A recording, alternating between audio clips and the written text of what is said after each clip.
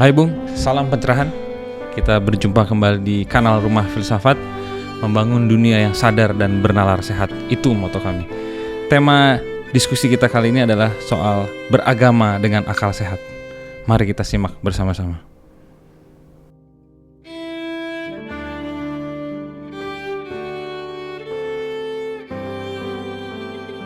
Agama.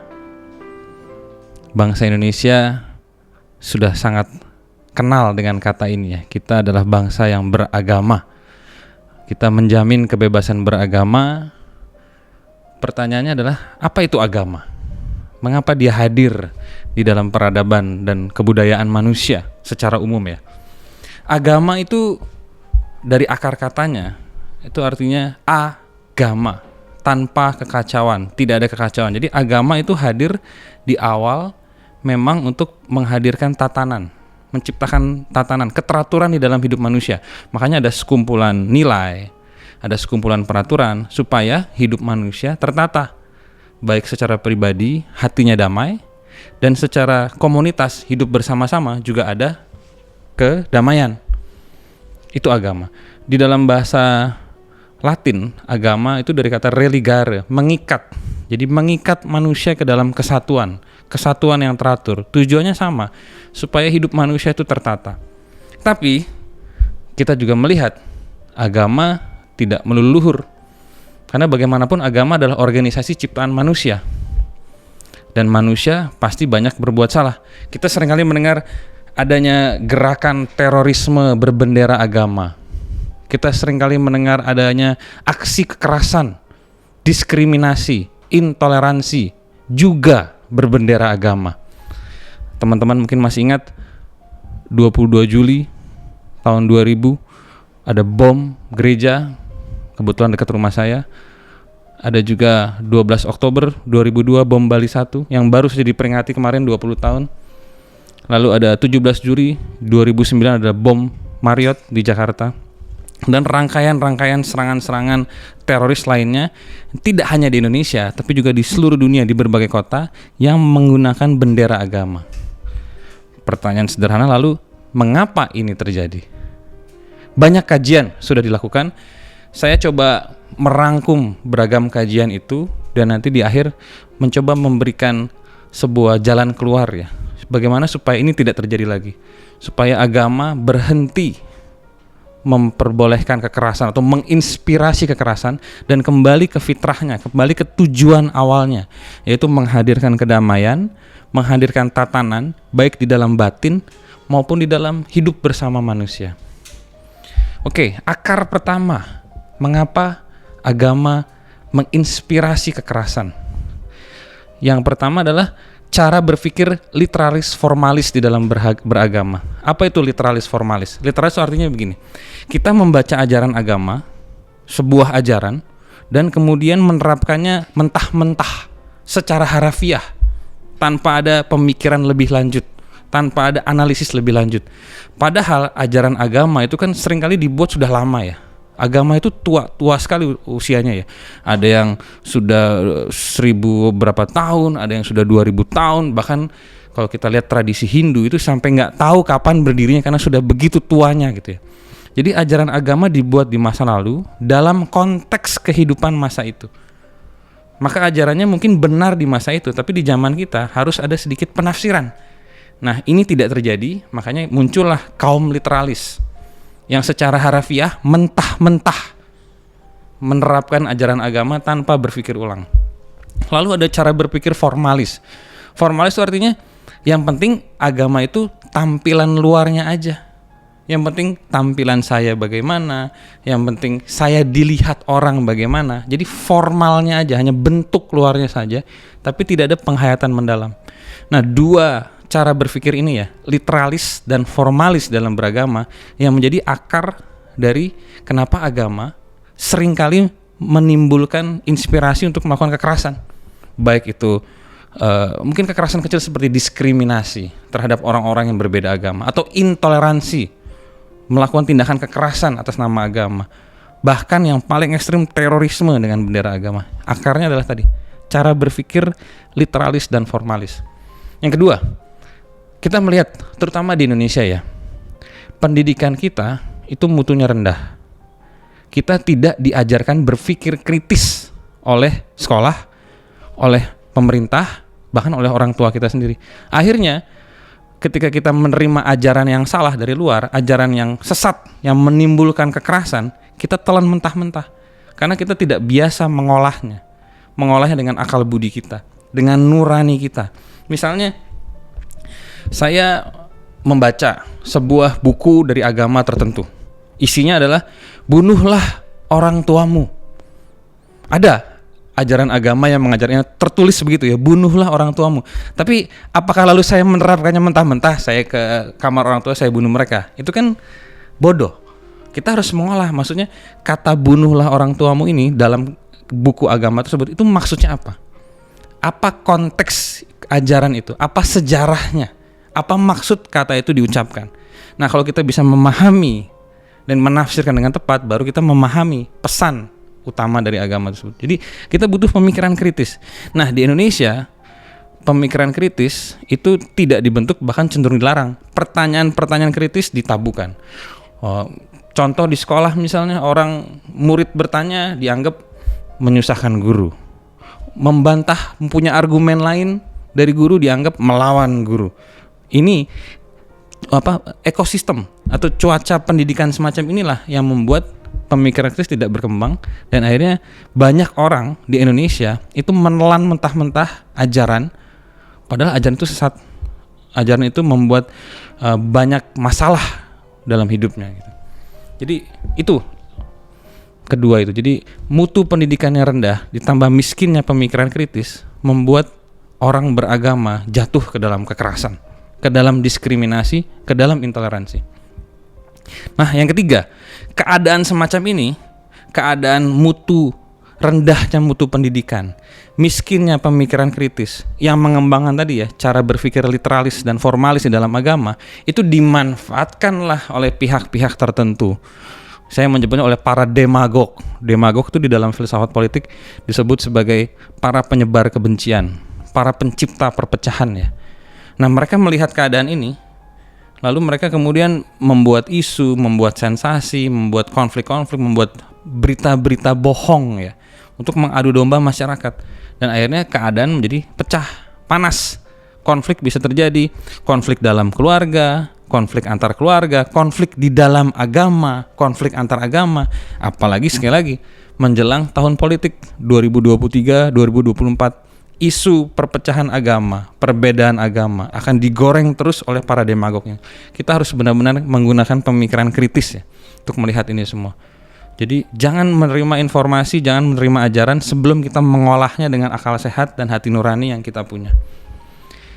Nah, berikutnya akar kenapa agama itu menginspirasi kekerasan adalah apa yang pemikir Jerman Julian Niederrümelin sebut sebagai Willensschwache. Willensschwache itu bahasa Jerman artinya kelemahan kehendak ya. Kelemahan kehendak itu artinya kita tahu bahwa sesuatu itu salah, tapi kita tetap melakukannya karena tunduk pada tekanan sosial, tekanan otoritas. Kita konform atau mengikuti begitu saja dorongan sosial tanpa menggunakan akal sehat dan hati nurani kita, tanpa menggunakan pemikiran kritis kita. Misalnya, ya kita semua kan pingin diterima ya di dalam kelompok ya, pingin diakui, menjadi bagian dari kelompok. Nah, seringkali untuk menjadi bagian dari kelompok itu kita melakukan hal-hal yang bertentangan dengan akal sehat dan nurani kita, hal-hal yang merusak misalnya. Oh, saya pengen diterima di lingkungan agama saya, maka saya kemudian ikut-ikutan bertindak diskriminasi, ikut-ikutan intoleransi. Supaya apa? Supaya saya diterima di kelompok yang tidak benar ini, yang cara berpikirnya sesat ini. Karena kehendak saya lemah, saya mengorbankan akal sehat dan nurani saya supaya saya diterima oleh lingkungan sosial saya. Nah, kecenderungan kelemahan kehendak semacam inilah yang membuat banyak orang terjebak ya di dalam kelompok-kelompok radikal yang sangat berpotensi akan menjadi gerakan teroris yang sayangnya berbendera agama. Nah, mengapa agama yang sering dimainkan? Karena di Indonesia agama itu gampang sekali digunakan untuk membentuk komunitas dan masyarakat nggak curiga gitu. Kita bikin kelompok berbendera agama, masyarakat tidak curiga, pemerintah tidak curiga. Nah ini dimanfaatkan ini loh. Sikap kepercayaan masyarakat dan negara terhadap agama itu dimanfaatkan untuk membangun kelompok-kelompok radikal. Ditambah dengan tadi manusia-manusia yang lemah kehendak ya, kelemahan kehendak membuat dia harus melakukan hal-hal yang tidak sesuai dengan akal sehat dan nuraninya. Akar berikutnya adalah akar sosial politik dan ekonomi ya. Harus kita sadari ya bahwa dunia ini, tidak hanya Indonesia, itu kita mengalami dunia yang terbelah ya. Ada kesenjangan sosial ekonomi yang sangat besar antara orang yang punya, yang berpunya, dan orang yang tidak punya. The have and the have not. Orang-orang kaya yang sangat-sangat kaya dan orang-orang yang makan saja, tempat tinggal saja masih sangat sulit gitu ya. Nah kesenjangan ini jika terlalu besar akan menciptakan kecemburuan sosial.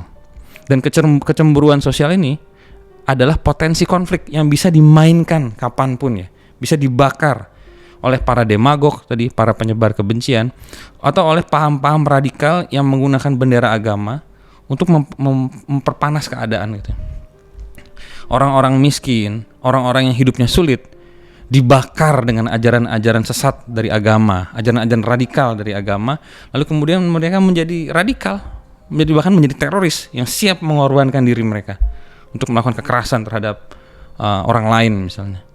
Nah kesenjangan sosial ekonomi, dan saya sebenarnya sadar betul ya, kita tidak akan pernah mempunyai dunia yang sepenuhnya adil, di mana tidak ada kesenjangan, itu tidak mungkin. Tapi sampai batas tertentu dunia yang setara itu bisa diwujudkan, tidak 100%. Asumsi saya kalau 85-90% kita ini kurang lebih equal ya, setara, saya pikir akan banyak masalah terselesaikan ya.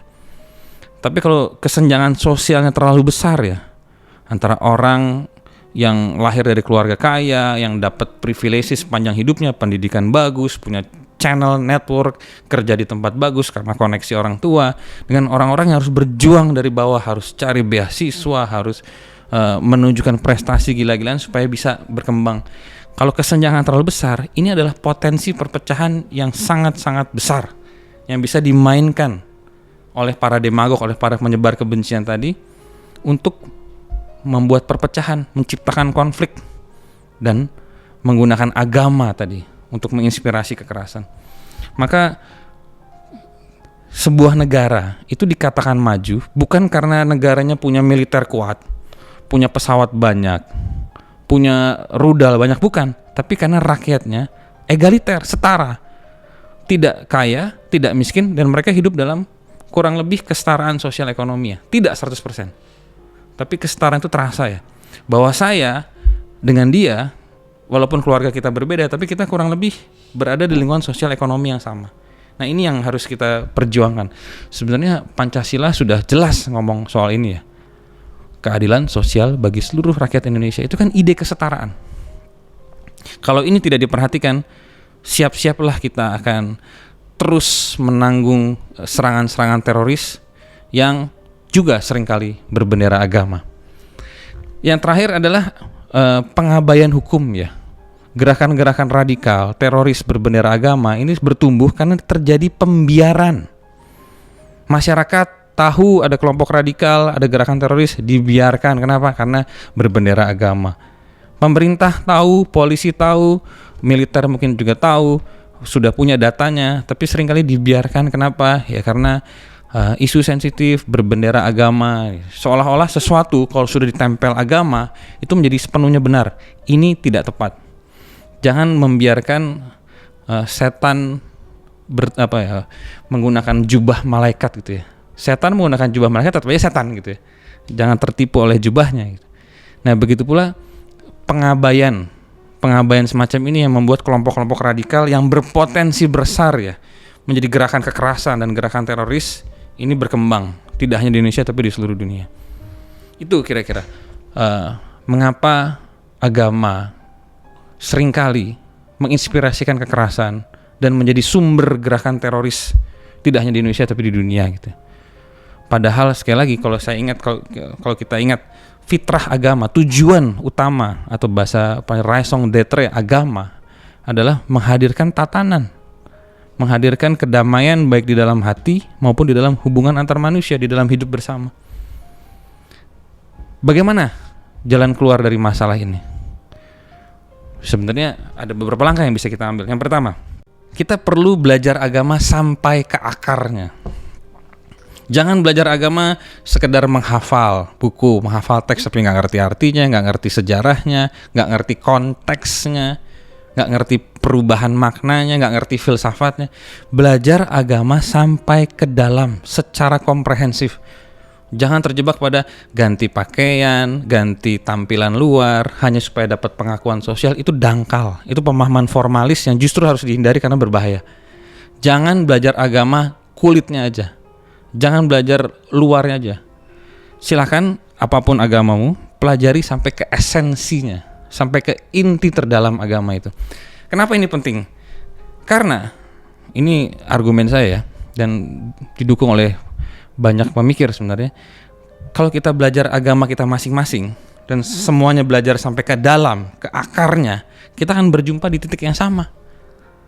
Mau agama Buddha, mau Hindu, mau Islam, mau Kristen, mau Katolik, mau Konghucu, mau Taoisme, mau agama Nusantara, Kejawen, mau Sunda Wiwitan, mau agama lokal, mau agama Inka, Maya, Aztec. Kalau kita benar-benar memahami agama kita sampai ke esensinya, kita akan berjumpa di sana. Titiknya sama. Kembali kepada sesuatu yang maha besar yang menciptakan dan mengatur segalanya, apapun namanya itu. Maka untuk mencegah supaya agama tidak menjadi alat terorisme, kita harus mempelajari agama sampai ke akarnya yang paling dalam. Yang kedua, kita juga perlu belajar filsafat secara sistematik. Supaya apa? Supaya kita terlatih berpikir kritis, berpikir rasional, supaya kita punya wawasan luas. Sehingga ketika kita mendengar sesuatu, membaca sesuatu tuh nggak menelan mentah-mentah lalu kemudian bertindak secara emosional misalnya. Wah, saya baca misalnya, saya difitnah oleh tetangga sebelah gitu. Karena dia tidak kritis, dia percaya, akhirnya tetangga sebelahnya diserang. Berantem deh, tetangganya bilang, saya nggak bilang apa-apa. Nah ini gampang diadu domba gitu, gampang diaduk-aduk emosinya. Kita belajar filsafat supaya kita kritis dan kita membaca, mendengar dan mengolahnya dulu dengan akal sehat dan nurani kita, baru kita mengambil keputusan. Belajar filsafat sistematis artinya kita berdialog dengan pemikir-pemikir besar di dalam sejarah. Ada Plato, ada Aristoteles, ada Thomas Aquinas, ada Ibnu Rushd, ada Ibnu Sina, ada Bodhidharma di Cina, dan pemikir-pemikir kita berdialog dengan mereka semua. Belajar filsafat bukan berarti kita mengikuti secara buta satu pemikir tertentu, itu salah. Belajar filsafat artinya kita menikmati keluasan wawasan berpikir ya dari sepanjang sejarah manusia. Ketika kita menikmati berdialog dengan pemikir-pemikir besar, sehingga wawasan kita diperluas. Hidup kita tuh diperkaya dengan pemikiran-pemikiran yang luhur tersebut. Dan filsafat lalu menjadi petualangan intelektual yang membahagiakan. Kalau sudah begitu, kita secara alami, nggak usah disuruh-suruh, akan beragama dengan akal sehat. Kita akan beragama dengan kemanusiaan, dengan nurani. Nggak usah disuruh-suruh, kita itu otomatis. Kenapa? Karena wawasan kita sebagai pribadi sudah luas, pemikiran kritis kita sudah terlatih, nurani kita jernih, sehingga apapun agama yang kita anut, kita akan membawa kedamaian buat diri kita maupun buat orang lain. Nah, solusi ketiga lebih sistemik ya. Kita harus meningkatkan mutu pendidikan Indonesia. Jangan berikan jabatan menteri pada orang yang tidak mengerti pendidikan. Orang yang tidak punya pengalaman pendidikan. Jangan berikan jabatan menteri pendidikan, pejabat-pejabat pendidikan hanya karena hitung-hitungan politik, bagi-bagi jatah ke partai. Itu sesat dan itu berbahaya. Berikan jabatan-jabatan strategis pendidikan dari mulai dirjen, menteri, para penanggung jawab pendidikan ke orang-orang yang memang kompeten, yang ngerti arti pendidikan yang sejati, yang mengembangkan pemikiran kritis, mengembangkan kreativitas, mengembangkan kemanusiaan, yang mengembangkan kebahagiaan ya. Pendidikan itu sebenarnya harus memberikan kebahagiaan, karena kalau tidak ya dia cuci otak. Indoktrinasi itu berbahaya. Kalau mutu pendidikan bangsa kita sudah maju ya, di kelas anak-anak dilatih berpikir kritis, bukan cuma menghafal hal-hal nggak perlu dan nggak penting dan berbahaya gitu ya. Kalau anak-anak di kelas diajarkan untuk kreatif, menciptakan sesuatu, membuat sebuah project di mana mereka mengasah daya cipta mereka, otomatis mereka akan beragama dengan sehat, dengan akal sehat, dengan nurani, tanpa perlu disuruh-suruh. Dan kerjaan pemerintah untuk deradikalisasi, gerakan anti teroris akan jauh lebih mudah. Kelompok-kelompok Densus 88 misalnya atau BNPT, penanggulangan terorisme, kerja mereka akan jauh lebih mudah dan jauh lebih sederhana ya, jika dipadukan dengan Kementerian Pendidikan yang tercerahkan tadi ya.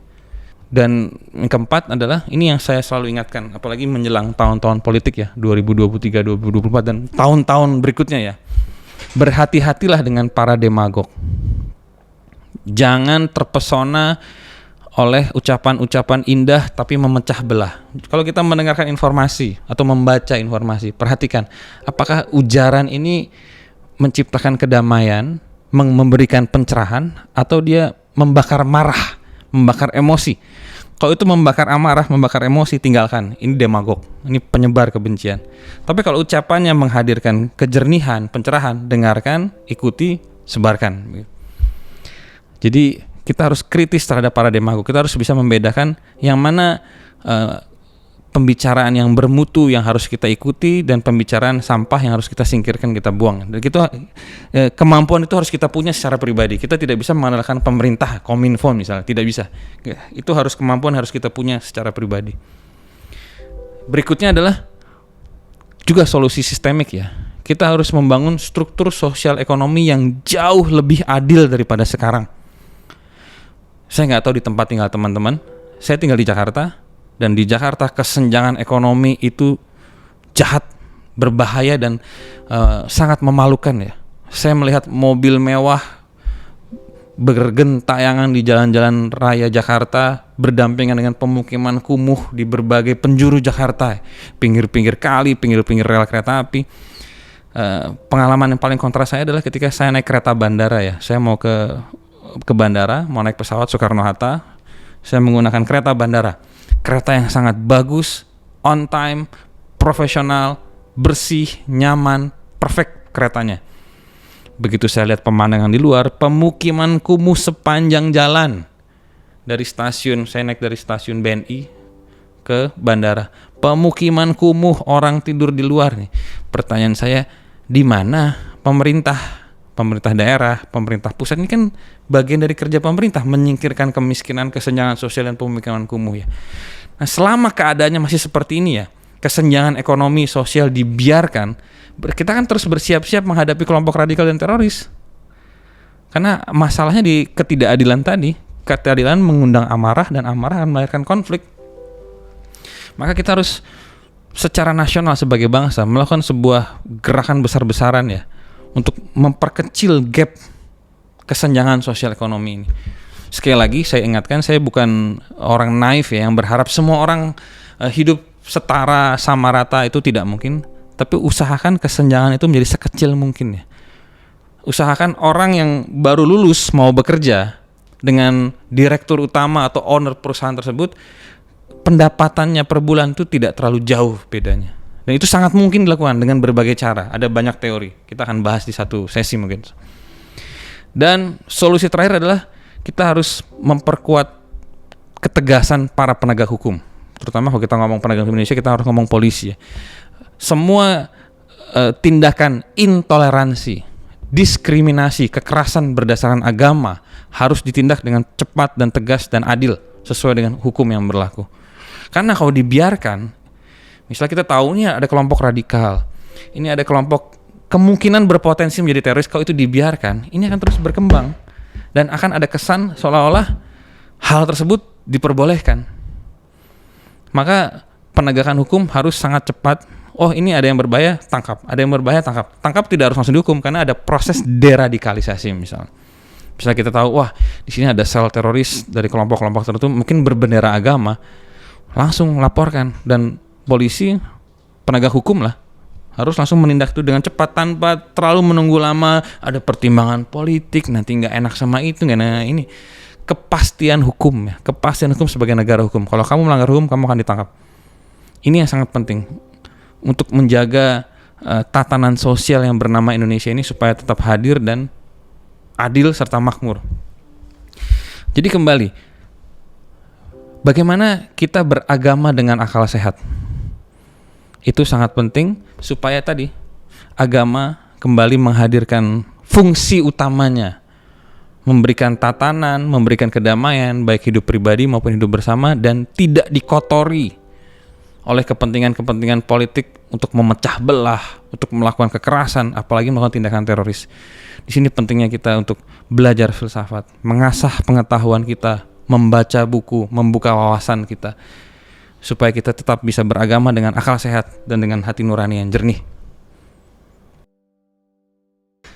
Ya, demikian diskusi kita tentang beragama dengan akal sehat pada sesi kanal filsafat hari ini. Jangan lupa like, share, dan subscribe, dan dukung kami supaya kami terus bisa membuat konten-konten untuk pencerahan masyarakat Indonesia. Salam pencerahan.